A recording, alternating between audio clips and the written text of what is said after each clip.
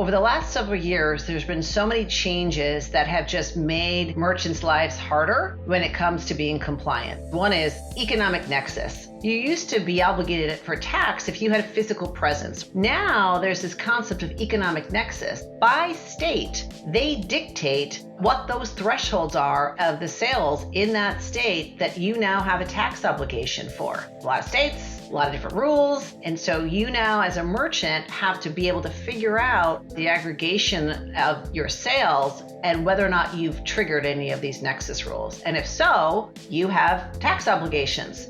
What does that mean? That means you got to make sure you're registered. That means that you got to make sure that you're figuring out what part do I have to collect and what part do I have to remit versus if I'm on Amazon or if I'm on eBay. Okay, well, the marketplace is doing that for me. That's great. So I got to net that out. And then you have to track your filing obligations. It's a lot. It's a lot.